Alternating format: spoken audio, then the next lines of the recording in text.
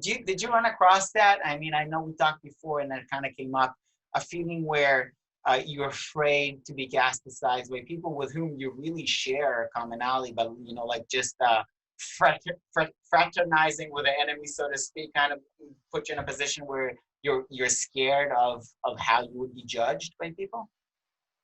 Yeah, absolutely. I mean, I think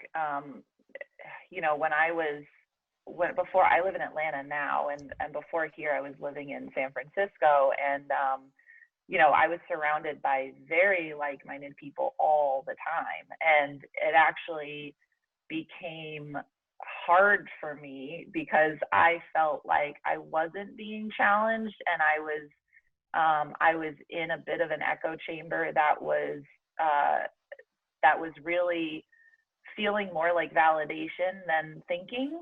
And I realized at one point I went overseas for a couple of months, and I realized when I was overseas, like, wow, I miss being around diversity of thought in very many different ways. And so that was part of the reason why I wanted to move to Atlanta, is because I wanted to be around different people, but not just politically, but also racially and economically, and from different backgrounds.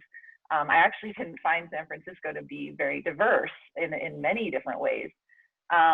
So I was glad to move here, but I think that this idea, even just in itself, of trying to understand people who think differently than you, can be seen as threatening to people who feel very passionate about certain causes, because sometimes when you take that approach of, I want to understand somebody else, you can be seen as actually condoning or agreeing with them, and that in itself becomes a threat. And that's just not the case, right? You can try to understand somebody without condoning or agreeing what they're saying or what they're advocating for.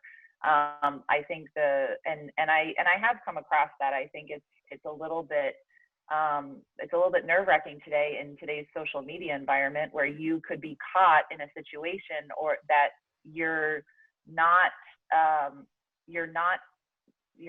being vocal about something you believe, but you're being seen as supporting something else, and therefore people assume that that's what you support, and then you can get in trouble, right? And that's unfortunate. Again, it comes down to this idea of us putting on these blinders and these lenses of seeing people the way we want to see them to fulfill our own fears and agendas, and that's really dangerous. So I think we need to get back to this idea that people are way more complex than we think they are, than they appear on the screen, than I appear right now, or you appear right now. And we have many different nuanced views and ways of thinking about things. And just because we're not saying something a certain way doesn't mean that we're the enemy, or that we're opposed to something.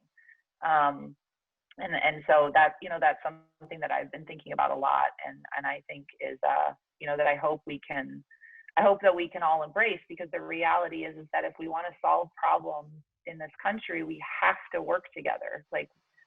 We have, just like you can get put on a team at work with people that you don't like or don't agree with, you have to figure it out. We have to figure this out, or else we're not going to go very far as a country.